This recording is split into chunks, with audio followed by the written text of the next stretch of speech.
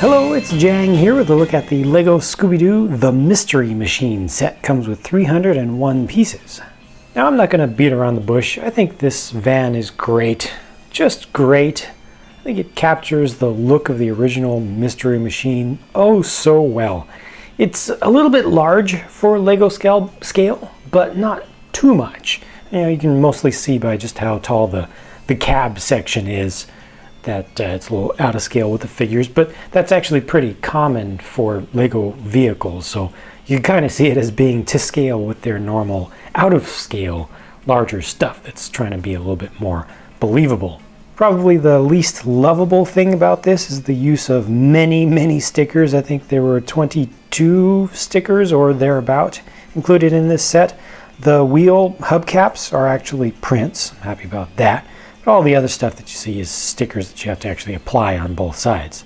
This windscreen is a new piece. It is 8 studs wide, 2 studs deep, and you can see that it's pinched in towards the top where it goes from 8 wide at the bottom to 6 wide at the top. It has a few different panes on it, a few different planes that are flat. It's got a little bit of offset to it there where it actually goes back by a stud, so it actually takes up a total depth of 3 studs. It's an interesting piece, very interesting piece, but I'm looking forward to really seeing what else they'll use this piece in, because you know there will be more sets to have it.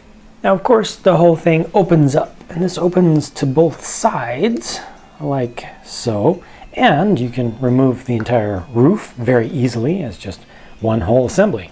Inside you get a couple of tools for mystery solving with the flashlight there and the camera, enough space for Scooby Doo or 2 regular minifigures, a little sink off to the side, and also a nice big tall sandwich, very squarish in shape, that's been built up there. A couple of computer screens, interestingly enough, so a screen right there. There's a tape here, I guess that's could be an audio tape or it could represent an old VHS videotape. A little interesting combination with the use of these slightly more modern screens with that older technology storage device there. That looks like a radar of some sort, and that's a stove and oven. You can't really put anything inside of it, but you can put something on top of it to represent grilling up your sandwich, maybe turning it into a giant panini. Those are stickers, so that's a sticker right there, and then there's also a sticker across over here just showing a couple of cork boards that have a bunch of notes and clues and things that have been pinned up.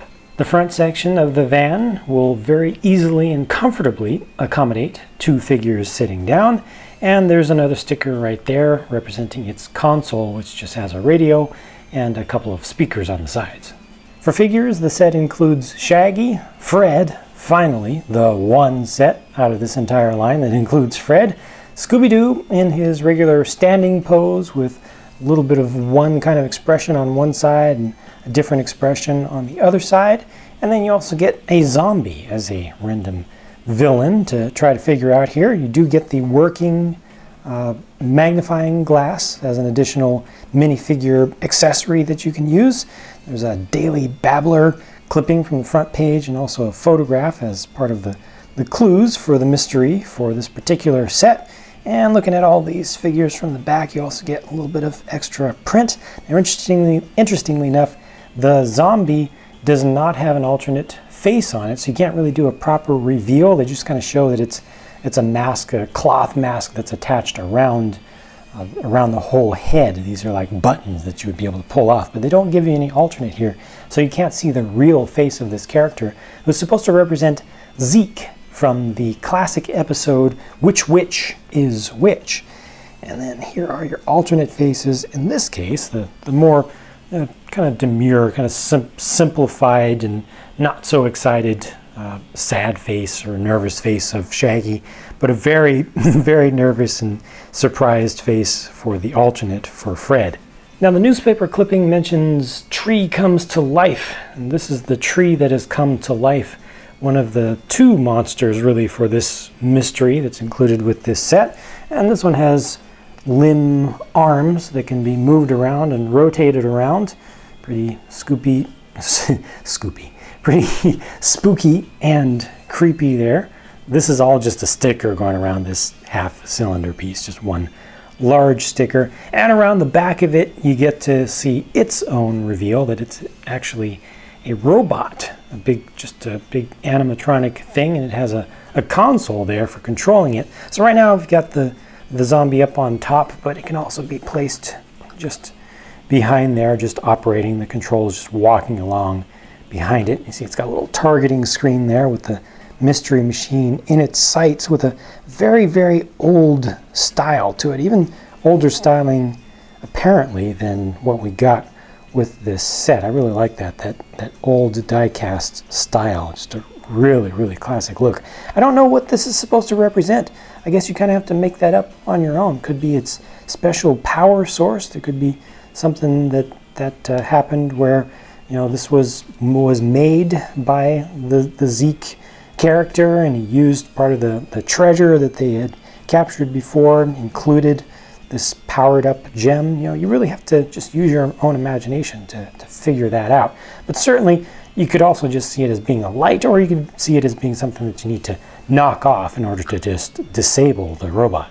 But obviously the thing that had to be done right in this set was the mystery machine itself, and I think it is done right. I think it's a really good looking thing. I think it works well as a Lego toy. I think it works well as a collectible. It looks good. I think it plays well, and the inclusion of the exclusive Fred figure here also makes it, I think, even more of a must-buy for big fans of this line. I personally think the Fred figure that they did here looks a little bit awkward. I kind of wish they had given him smaller eyes or something, but it does have to try to fit into the standard Lego look and proportions of faces, you know, for just regular humans. So I guess they did the best they could, but it is still just a little bit awkward looking to me and doesn't quite look like a proper Fred. The hair is right. The face, I feel, is just a little bit off.